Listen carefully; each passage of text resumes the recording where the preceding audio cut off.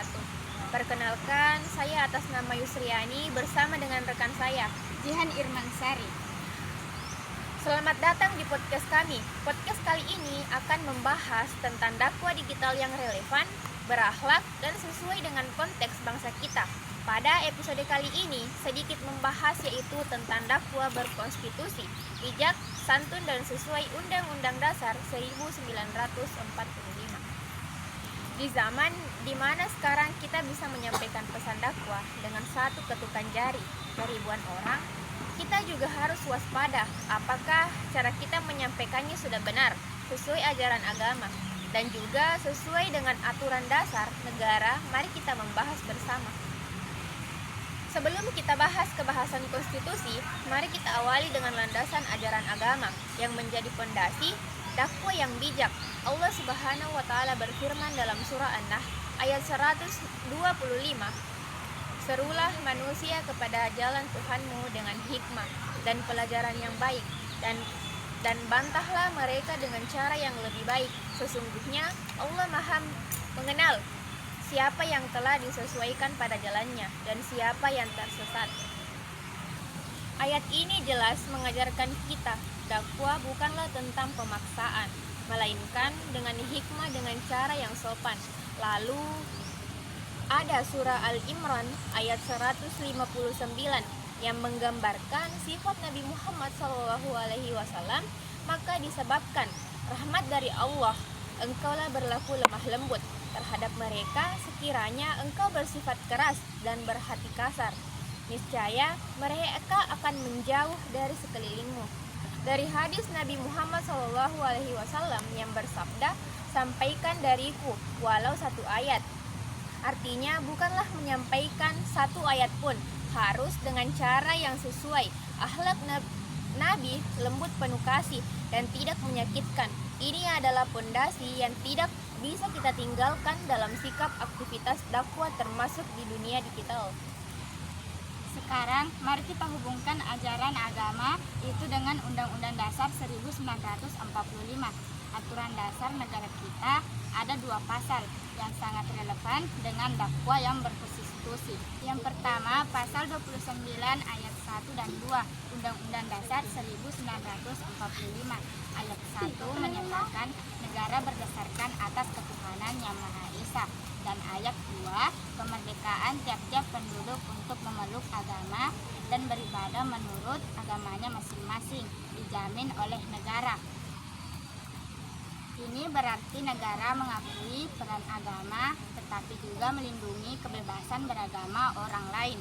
Jadi dalam dakwah kita tidak boleh ada paksaan, celaan atau penindasan terhadap orang yang berbeda keyakinan, karena itu melanggar hak asasi yang dijamin konstitusi.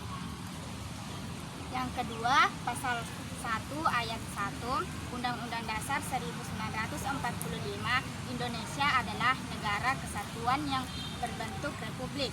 Pasal ini menekankan bahwa persatuan bangsa adalah hal yang tak tergantikan. Dakwah kita tidak boleh memecah belah, memicu konflik antar kelompok, atau merusak keutuhan negara. Sebaliknya, harus menjadi alat untuk mempererat tali persatuan. Di era digital, dakwah yang punya jangkauan luas tapi juga punya risiko besar jika tidak beretika. Apa saja yang kita harus perhatikan? Yang pertama, hindari ajuran kebencian dan celaan sesuai surah Al-An'am ayat 108, dan janganlah kamu memaki sesembahan yang mereka sembah selain Allah, karena mereka nanti akan memaki Allah dengan melampaui batas tanpa pengetahuan di media sosial. Kita sering melihat komentar yang kasar, itu bukan cara dakwah yang benar. Yang kedua, pastikan informasi akurat. Jangan sebarkan hoaks dan pemahaman agama yang salah, karena itu bisa merusak citra agama dan menyebabkan kerusuhan. Cek dulu sumber informasi sebelum membagikannya. Yang ketiga, hormati privasi orang lain. Jangan sebarkan foto ataupun video atau data pribadi tanpa izin. Itu melanggar etika dan juga hukum. Ingat, dakwah adalah untuk menyebarkan kebenaran, bukan untuk mencari ketenaran atau keuntungan duniawi, seperti yang dinyatakan dalam surah As-Sad ayat 86. Katakanlah, aku tidak meminta imbalan kepada kamu dalam menyampaikan Al-Quran. Sesungguhnya apa yang aku sampaikan itu hanyalah peringatan. Moderasi beragama adalah kunci. Kita harus menjauh dari ekstremisme apapun. Dakwah yang moderat berarti menyampaikan ajaran agama dengan cara yang seimbang, kontekstual, dan inklusif. Di media sosial, kita bisa membangun ruang dialog bukan untuk berdebat siapa yang benar, tapi untuk saling memahami. Misalnya, kita bisa berbagi konten tentang nilai-nilai kemanusiaan yang sama antara agama seperti kasih sayang, keadilan, dan gotong royong. Indonesia adalah negara beragama, ada banyak agama, suku, dan bahasa. Persatuan kita terletak pada penghormatan satu sama lain.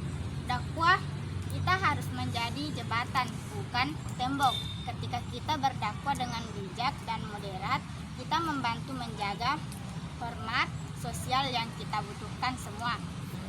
Ringkasnya, dakwah yang berkonstitusi adalah dakwah yang menggabungkan ajaran agama berdasarkan ayat dan hadis dengan aturan negara, pasal 1 dan pasal 29 Undang-Undang Dasar 1945, yang beretika di era digital dan berperan dalam menjaga persatuan serta moderasi beragama.